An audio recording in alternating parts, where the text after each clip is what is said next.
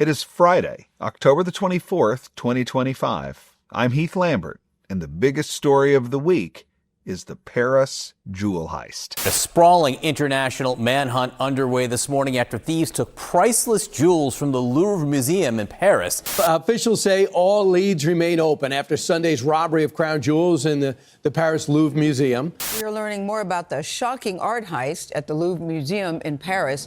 It all happened in less than 8 minutes on Sunday in broad daylight. And the thieves, guess what? They are still on the run.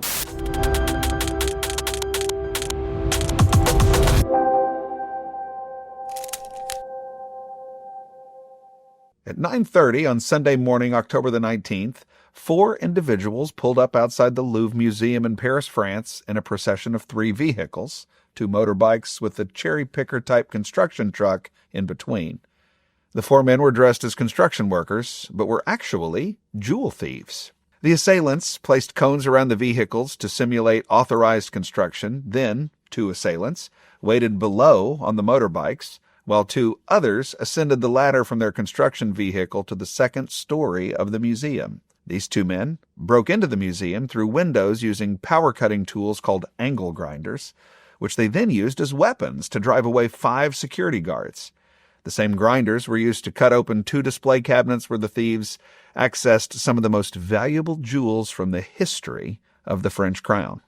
By 9:38, all 4 thieves were driving away from the museum on the motorbikes they brought with them. When it was all over, the jewel thieves dropped 1 crown on the street, but made off with another crown, 2 brooches, 2 tiaras, 2 necklaces, and 3 earrings for a total haul worth over $100 million in stolen loot. And they did it all in less time than you will spend on this episode of the biggest story of the week. As I record these words to you, the thieves remain at large. Authorities can only speculate about the motivation of the burglars. Selling such infamous merchandise on the black market will be practically impossible. That means the thieves must be working for a corrupt collector, or they may have designs to dismantle the items and sell the jewels and precious metals separately. The only thing authorities seem certain about is that the longer the thieves remain at large, the less likely it is the stolen items can be recovered. This story has captured headlines across the globe, has captivated millions who liken it to a story from an action movie or thriller novel, and has angered French authorities. The French Justice Minister said, "We have failed," and called the burglary a deplorable image of France. The French Culture Minister said the protection and security of the national heritage have been undervalued. Marine Le Pen called it a wound to the soul of France and added, "Our museums and historic buildings are not secure enough for the threats they face." The jewel thieves took advantage of many weaknesses in security at the Louvre, and many other factors simply broke in their favor.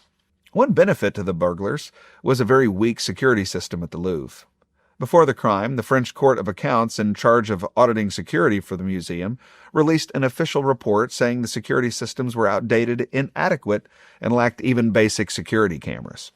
Another benefit for the thieves is the training of the security guards. Security at the museum is unarmed and is trained to avoid confrontation with security threats, instead emphasizing the evacuation of visitors. This is what the Louvre security did, but it didn't help them avoid this embarrassing loss. Another factor that did not benefit the burglars, but certainly complicates matters for the Louvre, is the fact that the precious valuables were not insured.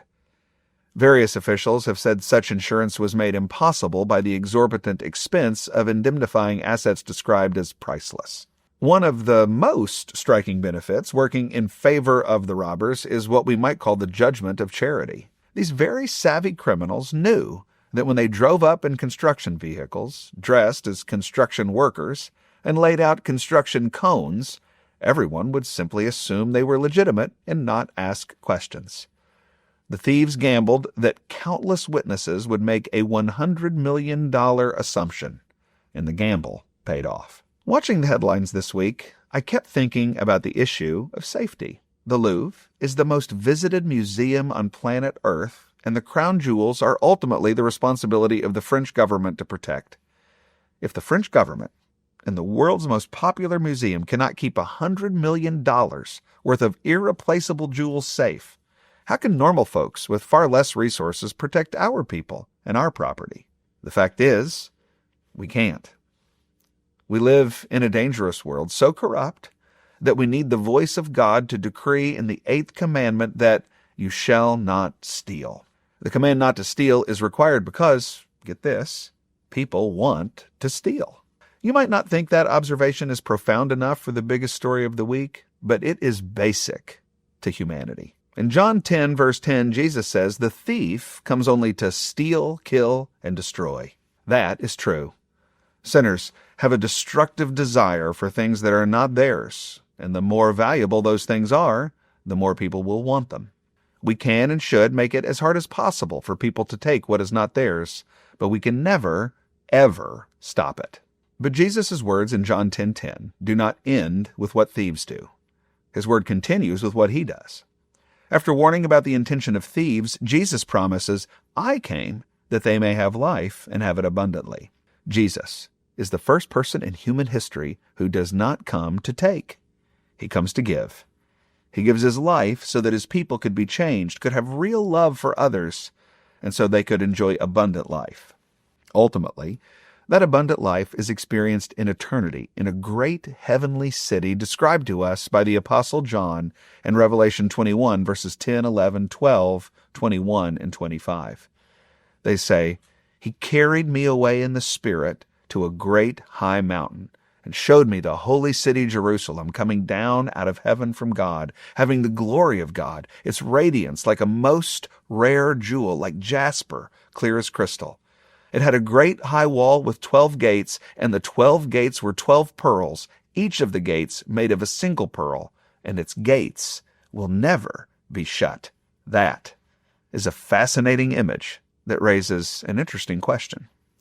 Why have high and impregnable walls and gates if the gates are open? The answer is that John is communicating the image of safety.